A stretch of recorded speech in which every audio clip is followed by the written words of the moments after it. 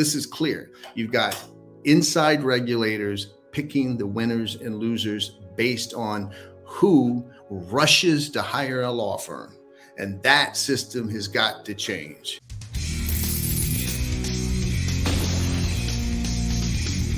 In today's video, Attorney John Deaton discussed the latest with the SEC Ripple XRP lawsuit, the recent summary judgments from Ripple and the SEC, and what's next for the procedural process, likelihood of a settlement soon. Okay, let's go to page 221 of the Hinman deposition, and you will see there that Valerie S. sends an email, and the subject line of the email is "Buterin, listen to my panel." And then says he came up to me right after the panel and said he really appreciated my remarks and would like to talk to us at some point. Okay, that's Vitalik. Can't blame Vitalik for wanting clarity. Let me state that up front. And then Bill Hinman's response is basically, "That's terrific. Let's talk about, let's get Vitalik in here." And then Hinman wrote, quote, that the consensus folks are very happy we are talking with him as well. And that's when the Ripple lawyers start asking, how do you know how happy the people at consensus are, and so on and so on. If you go to page 222, you will see that a call was arranged through Joe Lubin for Vitalik. And you get into how happy that Mr. Lubin is that they're finally getting to talk to Vitalik himself. Go to page 223, and that's when you get into there was a previous call. They were happy to hear we'd be talking to Buterin, and they just start talking about the arrangements. Now we know from the Hinman emails, okay, because this is all on May 12th. All right. May 16th, 2018. We know that Hinman, in the emails that were unsealed, said, "I'm speaking to Vitalik later in the week to confirm, and learn more about the Ethereum network, etc." So then you have basically, if you go to cryptolaw.us, I can't play them all. There's a video of Mr. Lubin literally talking before the speech about things that are contained in that Perkins-Coie memo and in the Hinman speech. Who is the best friend of Joe Lubin? It's Mike Novogratz. And June 5th, 2018, right? Basically, what's that? 9 days before the Hinman speech, Mr. Novogratz became clairvoyant. He said access to markets. I think this proves that access to regulators is actually more important, fortunately, in this day and age. Now, listen, Mike is a smart guy. There's no doubt. Despite the lunatic, he's a smart guy. But to be that specific, and also there's videos of him talk about he gets all his information from his college roommate, Joe Lubin. So let's just all call it like it is. Certain people had knowledge that this speech was going down. Okay. And so what else happens? A couple days later, on June 8th, there is a meeting with Vitalik. Let's go to 224. And then it says it's a telephone call with the Ethereum Foundation. And then let's go to 226. On 226, in the middle of the page, Hinman says, "The only folks I specifically remember on the list would be Vitalik and Tom Kim."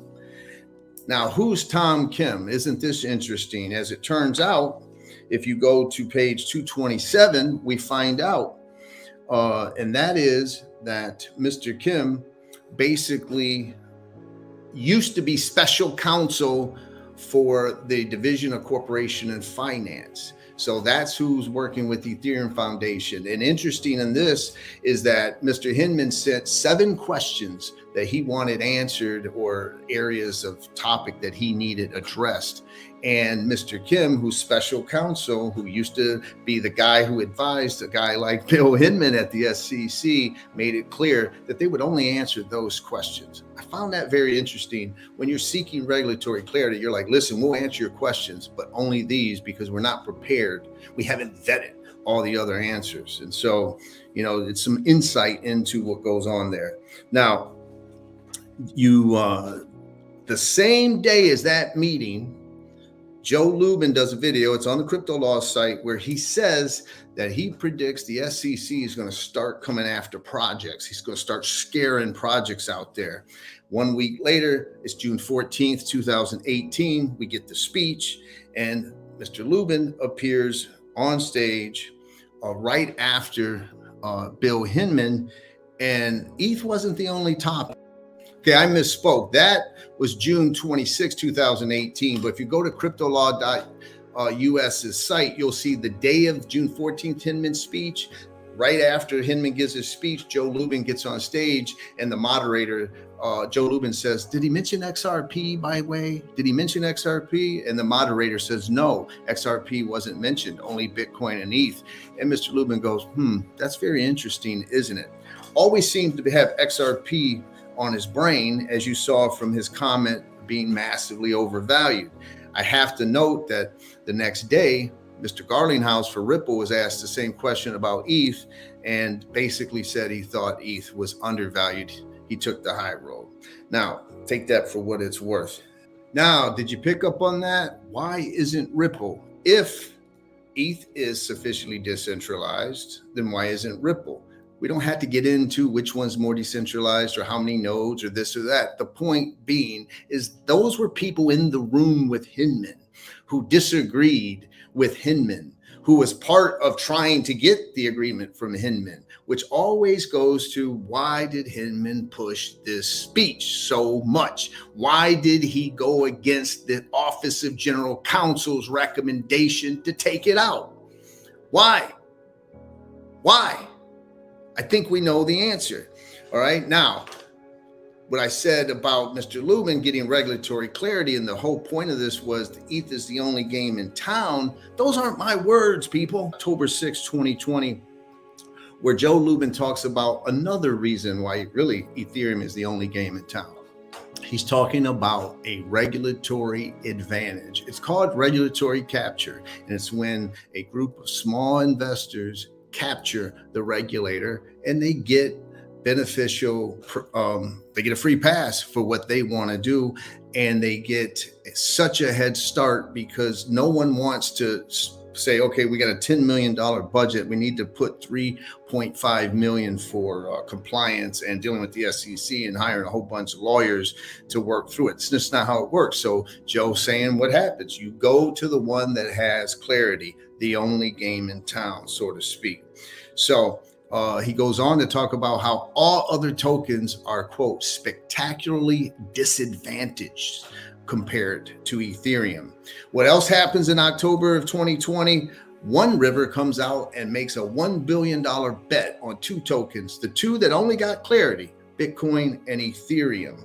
And then in our timeline on December 17th, a letter from Joe Grunfest goes to all of the commissioners to Clayton, saying, Jay Clayton, as you're walking out the door, do not drop this massive lawsuit.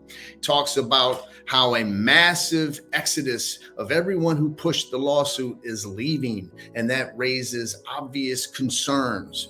He talks about how it's traded, XRP's traded for 7.5 years. There's no exigency for you to do this. Don't hurt all these innocent people by filing this case. There's no reason to do it. And you're treating ETH differently, and you shouldn't. And Joe Grunfest is the best person to speak out because he helped Ethereum.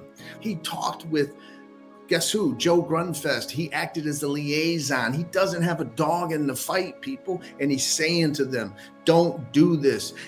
Joe Grunfest said, if you file this case, it will cause more damage in a non-fraud case than any case in the history of the SEC.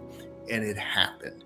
Interestingly, just the day before Jay Clayton left the SEC forever, he met with someone on December 21st, 2020 by the name of Gary Gensler, who would go on to be the SEC chair. Do you think the lawsuit was raised? Do you think Jay Clayton is going to drop the most significant SEC enforcement action, non-fraud enforcement action in modern history without giving the new chairman a heads up?